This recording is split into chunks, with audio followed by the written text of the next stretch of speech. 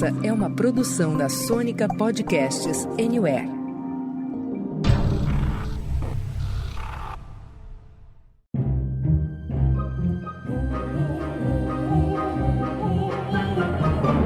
Senta, que lá vem spoiler. Bom dia para quem é do dia, boa noite para quem é da noite e boa tarde também, é claro. Estamos aqui de volta com mais um episódio do Senta que lá vem spoiler, sua dose semanal de spoiler de filmes, séries e indústria do entreter. Todas as semanas nós estamos por aqui, com uma análise crítica cheia de amor ou não, né, Marcudo? Das coisas mais legais que são lançadas nos cinemas e também nos serviços de streaming.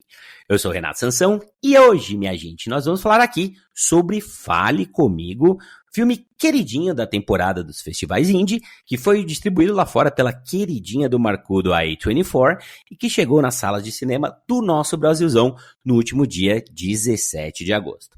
Olha, e para me ajudar nessa missão, tem aqui ao meu lado o meu, o seu, o nosso Marcudo, que é presidente do fã-clube da A24 no Brasil e viu esse filme direto da cabine. Você levou muito sustinho, Marcudo? Fala, Sansa, Rafa, Cat. Olha, eu tô longe de ser o presidente da 24, esse cargo é do nosso Rodrigo Cunha. E eu não sou muito do terror, mas eu gostei desse, viu? Agora sim, hein, Marcudo? Ó, hoje com a gente temos aqui também o Rafael Argemon, o cara da locadora, que formou seu caráter do terror à base de Pânico, Jigsaw, Jason e Fred Krueger. Bem-vindo de volta, Rafinha. E aí, Sansa, Marcudo, Cat, você que tá ouvindo a gente. Eu, na verdade, tudo bem, Sexta-feira 13, tal, dos anos 80, tava lá. Os depois eu já tava na faculdade, tá? Ah, Rafa, eu sei o que você fez no verão passado, hein? Ó, e fechamos a mesa de hoje com uma estreia luxuosíssima nesse podcast, hein? A Kate Ginger gentilmente aceitou nosso convite e vai apertar a mãozinha com a gente. Kate, seja muito bem-vinda, apresente-se aí para os nossos ouvintes, faz favor. Olha que eu apertei a mão, hein, do negócio lá, hein, apertei. Obrigada pelo convite, é um prazer estar aqui. Pra quem não me conhece, eu sou a Kate, e olha que eu também sou fã da A24, hein, Marco? Muito bom, ó, e antes da gente arrepiar no nosso papo sobre Fale Comigo, fica aquele recadinho de sempre, assim como o nome já diz, a gente pega pesado nos spoilers, viu? Então, caso você ainda não tenha apertado a mão, recomendamos que dê um pulinho na sala de cinema mais próxima, antes de arrepiar aqui nesse programa. Recado dado, daqui em diante é por sua conta e risco, combinado? Acelera, Rogerinho. E vamos, que a peteca não pode cair! Light the candle to open the door. Blow it out to close it. Put your hand on it. Now say, talk to me.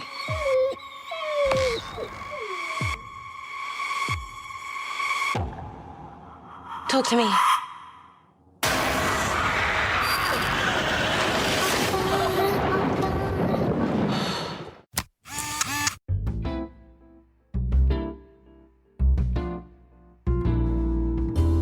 Muito bem, minha gente, o negócio é o seguinte. Fale Comigo ou Talk to Me é um filme de terror que arrancou suspiros e calafrios no último Festival de Sundance, que rolou em janeiro desse ano.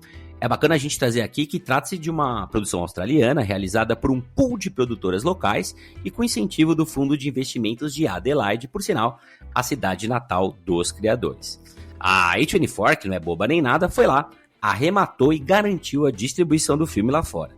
E eu digo lá fora, gente, porque aqui no Brasil, quem garantiu a chegada de Fale Comigo foi a amiga do nosso Rafa da locadora, Diamond Filmes, que inclusive proporcionou uma cabine bastante diferenciada, né, Marcudo?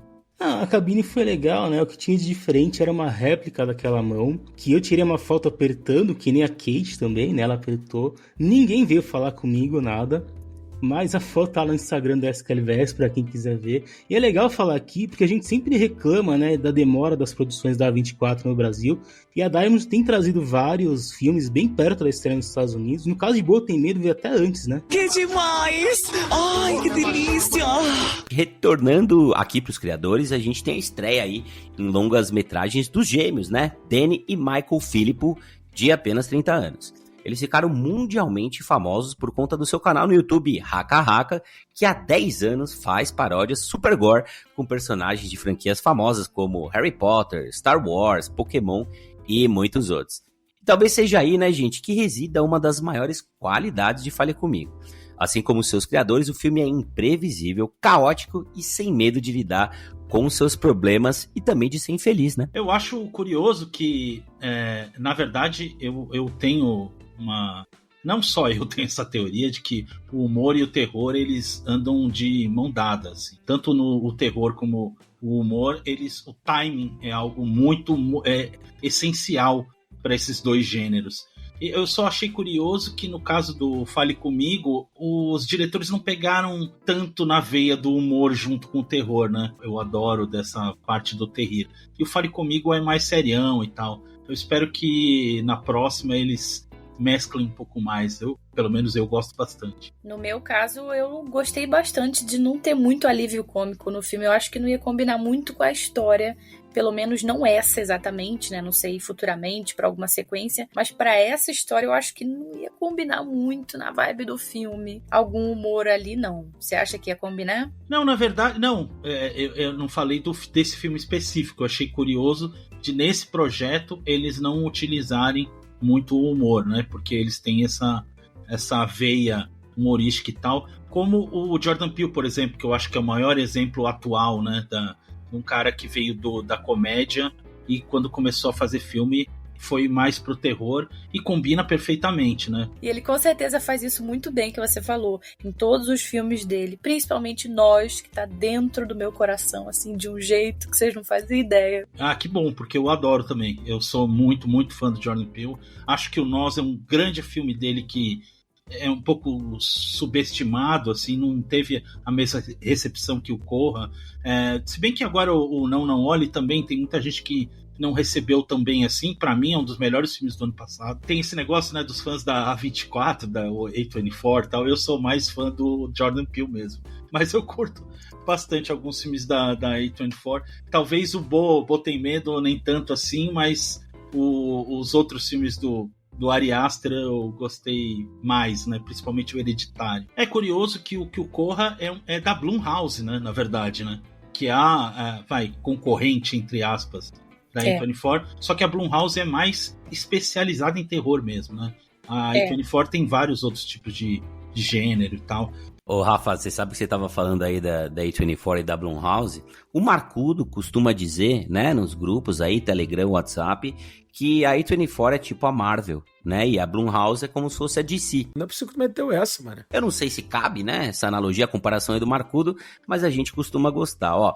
Gente, como no elenco desse filme a gente tem praticamente 100% aí de rostos desconhecidos, talvez a única famosa, né, da trupe seja a mãe vivida pela sempre competente Miranda Otto, lá de Senhor dos Anéis e também de Guerra dos Mundos, a gente vai direto aqui pra sinopse e também recepção de crítica e público. Vai daí, Marcudo. Olha, Sansa, em Fale Comigo a gente vai acompanhar um grupo de amigos que descobre uma mão embalsamada que possibilita conjurar espíritos. Viciada na emoção e em busca de uma resposta sobre o seu passado, uma delas vai longe demais e abre a porta para um perigoso mundo espiritual.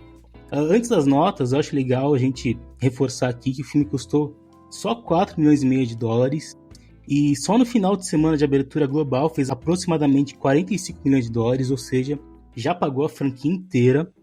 E passando aqui para os agregadores de notas, a coisa tá assim. Lá no IMDb, são quase 25 mil avaliações, a nota média 7.5. No Metacritic, o Metascore aponta 76 de 100. No Letterboxd, o filme está com 3.7 de 5. E no Rotten Tomatoes, o filme conta com a aprovação de 95% da crítica e 82% do público. Mas chegou a hora da gente falar do que realmente importa aqui nessa bagaça, que é, claro, a opinião do Senta que lá vem spoiler. Então, Kate Ginger, o Brasil, a Austrália e o mundo querem saber quais são suas primeiras impressões sobre Fale Comigo. Você gostou, amor, ou dá pro gasto? Eu gostei bastante, mas eu tenho uma opinião um pouquinho diferente do que eu tenho visto as opiniões da galera. O povo tá apaixonado pelo filme, falando que ele é super assustador, ou que ele é super diferente, né, de tudo que foi feito recentemente. Eu discordo, parcialmente pelo menos, dessas duas coisas. Eu acho que o filme traz cenas impactantes sim, principalmente de um animal aí, mas eu não acho ele extremamente assustador a ponto de fazer as pessoas ficarem sem dormir, a ponto de fazer as pessoas saírem tremendo do cinema. E quanto a ele ser diferente de tudo que foi lançado recentemente, eu acho que Fale Comigo não se diferenciou na premissa exatamente. Porque se a gente para pra pensar, exatamente a mesma premissa de vários outros filmes de terror sobrenatural que têm sido lançados nos últimos anos. São adolescentes fazendo besteira, tentando contato com espíritos. Então eu não acho que ele seja diferente aí. Eu acho que a diferença nele está em alguns pequenos detalhes dentro da história, e foram exatamente esses detalhes que me fizeram curtir bastante o filme. Concordo com a Kate. Eu acho que de inovador o filme não tem nada, tá louco? Cara, isso é brincadeira do copo. Brincadeira do copo é mais velho que andar pra frente, né, cara? É a mesma coisa. Mas, assim, eu também, eu gostei do filme, achei um filme legal. Essa questão do assustador também é muito subjetivo, né? Um negócio... vai cair de novo naquela parada da comédia e do terror, né? Que são duas coisas muito subjetivas, né? Quem tá mais acostumado, quem curte mais terror e tal, não sei o que lá, é difícil se assustar com coisas, porque não tem jeito. Todos os clichês dos gêneros, eles estão aí e estão sempre presentes e tal. Então a gente normalmente sabe quando vai acontecer um susto, quando não vai e tal. Mas assim, como eu falei, é subjetivo. Tem muita gente que morre de medo de terror e tal e vai se assustar bastante. Eu entendo. Mas também concordo com a Kate na questão do que o que é mais interessante no filme, na verdade, não são os sustos.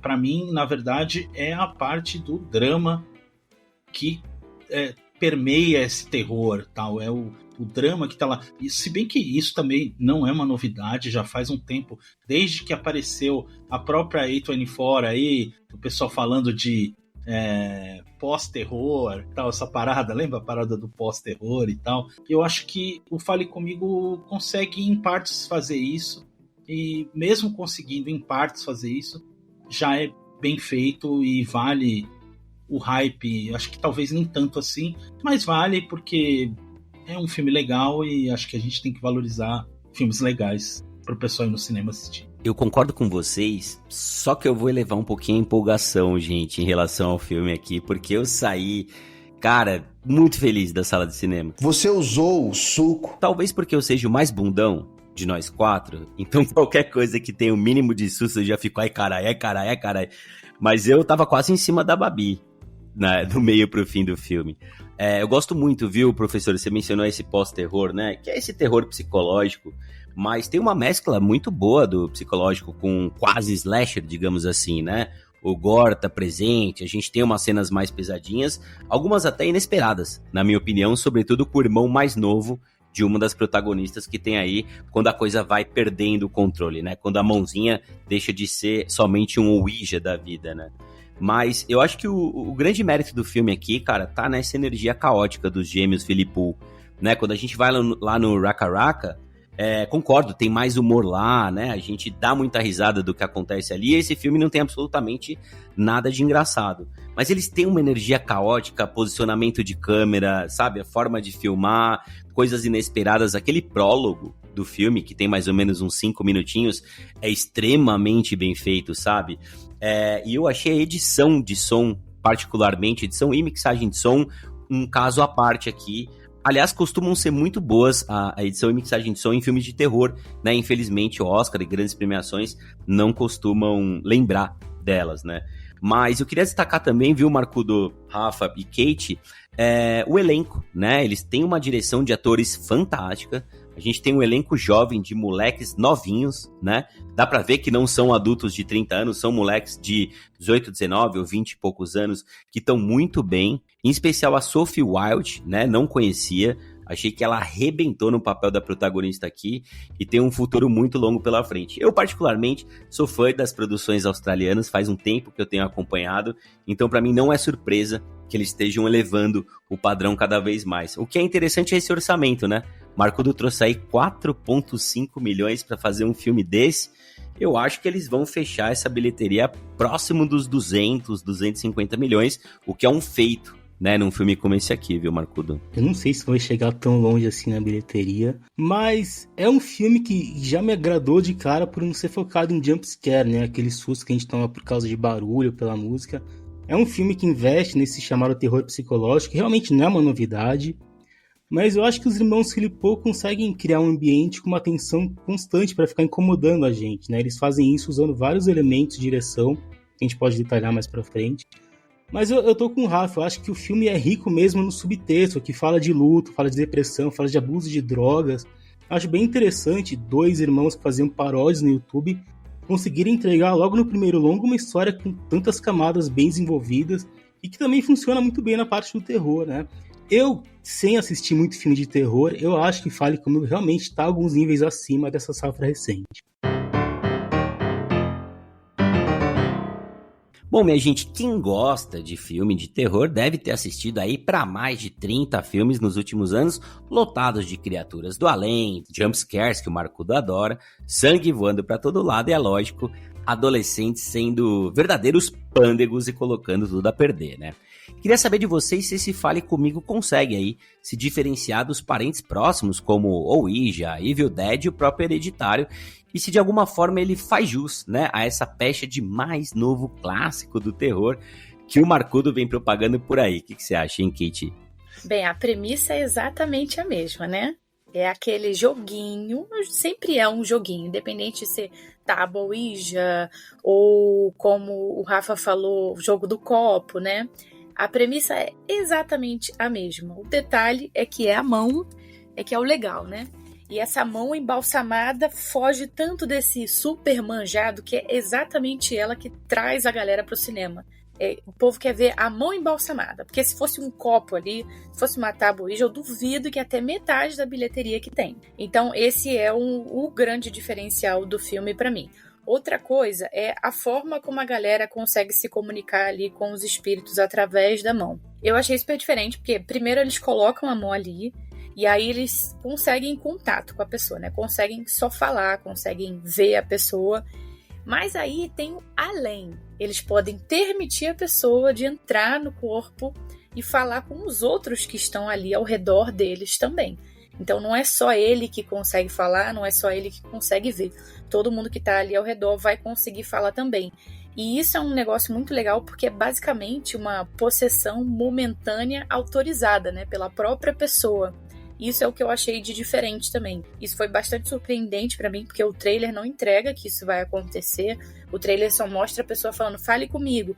E aí é como se a partir daquele momento a pessoa já tivesse possuída. E não é exatamente assim. A pessoa dá autorização pro espírito entrar no corpo dela. Isso é bem diferente. Porque filme de possessão, por exemplo, a gente vê a pessoa sendo possuída contra a vontade dela.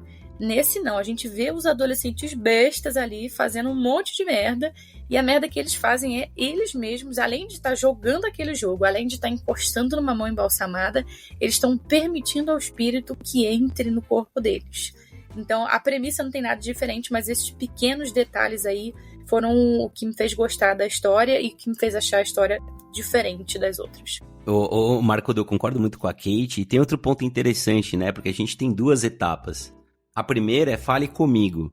Então você ainda não tá possuído, você tá trocando uma ideia com o espírito e você não sabe como ele vai se apresentar, né? É sempre uma surpresa. A gente que tá assistindo não faz ideia do espírito que vai aparecer e se ele vai aparecer, porque às vezes a escolha dos diretores é só colocar a reação de quem tá ali com a mão, né? Colocando, cumprimentando a mão. E outro ponto interessante nessa coisa de estabelecer regras é que eles amarram a pessoa bem justo, né? Bem firme na cadeira e cronometram, né? Para não passar do tempo que eles já consideram ser perigoso. Eu acho que essa coisa de pequenas regras bem estabelecidas já deixam a gente muito mais bem situado do que outros filmes que eu mencionei anteriormente, né? É verdade. Antes eu queria falar que eu não tenho nem repertório no terror para chamar um filme de novo clássico, que nem o Sans estava falando. Tome! Mas eu acho que o valor de Fale Comigo é isso de não ter susto só por susto, né? Os irmãos Philippou, eles conseguem usar o terror como alegoria para tratar, que nem eu falei, sobre luto e depressão. A Mia tinha perdido a mãe havia 2 anos, no que poderia ser um suicídio causado por depressão.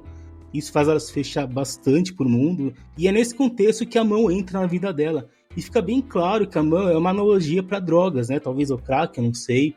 E o filme trata especialmente do efeito disso sobre os jovens, né? Quem usa a mão fica viciado, fica querendo mais. Tem até um momento que a Mia entra em crise de abstinência no filme, né? Ela se convence de que qualquer solução para os problemas tem que passar pelo uso da mão. E os irmãos Philippou, eles entendem da coisa, eles sabem usar algumas estratégias clássicas do terror, que nem a fotografia escura, tem bastante espelho e reflexo, trilha sonora incomoda sem parar. O design de som que o Sansa citou é muito eficiente, tem uns barulhos de estática, de água, que remetem aos espíritos ou quando eles estão chegando. E junto disso eles trazem uns elementos atuais, que nem celulares e outras telas, e o exagero de uso desses aparelhos também. E tem, né, um trabalho excelente de maquiagem. E as atuações também, né? O Sansa falou um pouco, mas o elenco é enxuto e eu concordo. A Sophie Wilde, que fez a protagonista, é uma atriz bem versátil, né? A personagem passa por várias etapas, tem o luto, compaixão, tem vulnerabilidade, tem desespero, ela vai bem em todas. No momento da possessão tem uns efeitos na voz, né? Mas a feição e até o comportamento dela mudam totalmente. Também o Joe Bird, que fez o moleque, o Riley, tá na sequência mais apavorante do filme, ele vai muito bem.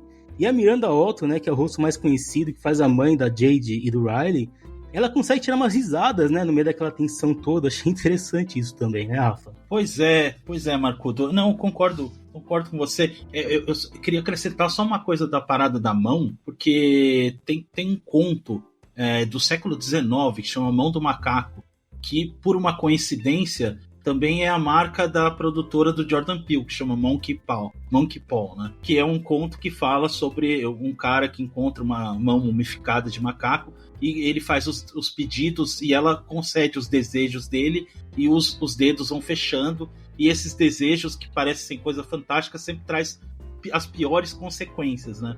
Então tem essa alusão a esse conto bem clássico do século XIX, do finalzinho do século XIX, e eu acho que faz uma relação bem legal, até que o Marcudo falou do negócio do vício e tal, com a questão da rede social, né? Porque elas estão... o pessoal faz os vídeos sendo possuído e tal, e eles querem saber o que é aquilo e tal. Eu acho que esse vício é o vício do like também, sabe? É a droga, é o like também, aquele negócio. Porque ela fala até que quando ela tá conversando com o menino e fala sobre, né, a experiência, ela fala, deixou marcado em mim uma coisa que ela fala, que ela era como se fosse uma passageira, ela não tinha, ela gostava de não ter o controle, entendeu, daquilo ser passageiro, e é uma coisa que para ela era ótimo, era uma sensação boa no momento, porque ela não queria pensar nas coisas, ela queria que a vida levasse ela, porque ela estava ainda sofrendo com o luto da perda da mãe, do problema de depressão que ela teve e que ela foi acolhida por aquela família porque ela estava deprimida e ela estava tendo problemas de comunicação com o pai desde que a mãe morreu e tal, e essa parada do espírito acabou sendo um conforto em vez de ser uma coisa que aterrorizasse, né? Porque era um jeito de ela simplesmente não pensar nas coisas. E essa alusão da droga, do like e tal, tudo junto, faz todo sentido. Gente, antes da gente ir pras cabeças aqui, chegar nas notinhas e falar um pouquinho de futuro, tem outro ponto no filme que me pegou um pouco. Porque a Mia, né, que é a protagonista, ela é muito ligada ao Riley, né? Tanto é que mais ou menos no começo do filme é ela que vai dar carona pra ele, né? Ela que vai buscá-lo, ela tem uma intimidade, ela dorme próximo dele, ela protege muito o garoto. E eu achei a relação dela com a irmã mais velha, que regula com ela de idade, meio falciane. Fake Natty! Eu achei que é uma amizade meio, não sei, conveniente. Não achei a coisa muito verdadeira, não. E achei ela muito ligada com o moleque. Talvez por isso, quando um tá possuído, eles se enxergam, né? Eles têm uma certa proximidade. Vocês ficaram com essa mesma impressão ou eu tô falando bobagem aqui? Eu acho que ela se apegou na Jade como uma forma de suportar aquilo tudo que ela estava vivendo mesmo, mas eu também tive essa impressão de que ela gostava mais do irmão dela. Inclusive, achei que ela dava muito em cima do namorado da amiga, né? Então, aquilo ali é uma amizade realmente muito estranha. Ela fala, mas ele foi meu namorado primeiro. Ela fala brincando essas coisas assim, mas a gente aqui assistindo sabe que ela tava falando sério. A gente sabe que ela tava afim do namorado da amiga ainda. Ela chamou ele pra ir dormir na casa dela, naquela vez em que eles voltaram do hospital. Eu achei meio falciane assim também, tive esse mesmo pensamento. Não, eu concordo. Eles, na verdade, ela foi namorada dele mesmo antes. Tem essa relação. Eu só acho que é uma relação normal, assim. Sabe? Não é toda a amizade que é super pura e não sei o que lá. Tem coisas ali e tal. Porque ela pode até não ser uma super amiga dela, mas foi na família dela que ela encontrou conforto. E essa relação com o irmão mais novo também é bem interessante, porque é meio que um espelho, né? Dessa relação que ela não perdeu com o ex-namorado, que é namorado da amiga, e ela tem essa relação mais de irmã, mas ao mesmo tempo que pode não ser irmã, com o menino mais novo. Lembrando, né, Marcudo, que antes da cena, aliás, a cena favorita do Marcudo no filme, ele me confidenciou, foi o menino cristão possuído, né, dando um beijo tórrido no cachorro de língua, e haja língua, né, Marcudo? Ai, credo! Mas um pouco antes, né, esse rapaz, ele declara, né, que sentia nojo quando a namorada atual dele, a Jade, chegava muito perto dele, encostava nele, e ele olha com cara de desejo, até coloca uma linguinha pra fora, assim, né, com desejo, tesão, loucura, né, Marcudo, olhando pra ex, que é justamente a Mia, né. Então, coisas mal resolvidas ali, sem dúvida nenhuma, né. Ah, sim, não tem muito o que acrescentar. Eu acho que a relação delas realmente é problemática por causa do namorado. E aí ela acaba se dando melhor com o menino, porque é fácil, né? É um moleque, é fácil conversar com ele e tal. Então, para evitar problema com a amiga, ela vai pra lá. Muito bem, gente, não que o final do filme tenha sido algo de outro mundo, né? Mas para não restar dúvidas aqui, pros nossos ouvintes, vale a pena a gente mencionar. No final, gente, quando a Mia leva o Riley lá na beira da estrada, o que acontece na opinião de vocês? Vocês acham que ela muda de ideia e ela mesma se atira lá de cima? Ou a Jade chega a tempo pra salvar o rolê e também o irmão dela, hein, Rafa? Eu acho que o legal desse tipo de cena é deixar as conclusões pra você, né? Eu achei que foi ela própria que sentiu que estava sendo manipulada pelo espírito da mãe e se sacrificou naquele momento. Agora, a outra opção existe também. Você pode também pensar e não tem problema nenhum. Só que eu acho mais legal o fato dela ter se sacrificado quando percebeu que, na verdade, o espírito da mãe estava manipulando. Que não era exatamente a mãe dela e tal. Poderia até ser, porque fica vago exatamente o porquê da mãe ter morrido, por que ela fez aquilo, como é que ela agia. Ela mesma não conhecia tão bem a mãe dela, assim, nessa intimidade das sombras da mãe dela, né? Eu, a princípio, tinha essa mesma ideia. Eu achava que ela tinha se jogado porque ela entendeu que ela estava sendo influenciada pelos espíritos. Mas depois eu comecei a analisar ali um pouquinho e passei a ter uma ideia diferente. Por quê? Quando ela morre, ela sai andando de lá sem entender nada, como se ela estivesse viva, né? Ela acha que está viva ainda, tanto é que ela volta para o hospital. Então, eu parei para pensar, se ela acha que está viva, ela não deve ter se jogado. Porque se ela se jogou ali, ela já sabia que ia morrer. Então, como é que ela saiu andando se ela achou que está viva e ela se jogou? Eu acho que ela não se jogou, não. Agora eu tenho esse pensamento de achar que foi a Jade que jogou ela. E que ela achou que sobreviveu, a Jade ter jogado ela, saiu andando e voltou pro hospital. Por isso que agora eu mudei de opinião. O Rafa acha que foi a Mia, a Kate acha que foi a Jade. E aí, Marcudo, desempata pra nós. Olha, eu tô mais com a Kate. Eu acho que o raciocínio dela faz sentido. Mas não que isso faça muita diferença, porque o destino dela já estava selado. É muito difícil uma pessoa com problema de abuso de drogas se livrar desse círculo vicioso sem ajuda nenhuma. Por isso que o final do filme, apesar de ter toda aquela questão sobrenatural, eu acho que é bem ligado na realidade. Não tinha como a Mia se livrar daquilo, o Riley não tem salvação, não tem final feliz quando o abuso de drogas não é cuidado. E aquela cena final dela aparecendo com o espírito é bem legal, né? Outra, e é filme de terror, né, pô? Não tem que ter final feliz. Filme de terror não pode ter final feliz. Já tudo tem final feliz, pô. Tipo, sei lá, tem tantos. Hereditário. Nossa, tantos. O Nevoeiro, né? Eu adoro o final do Nevoeiro. É tipo, é o pior.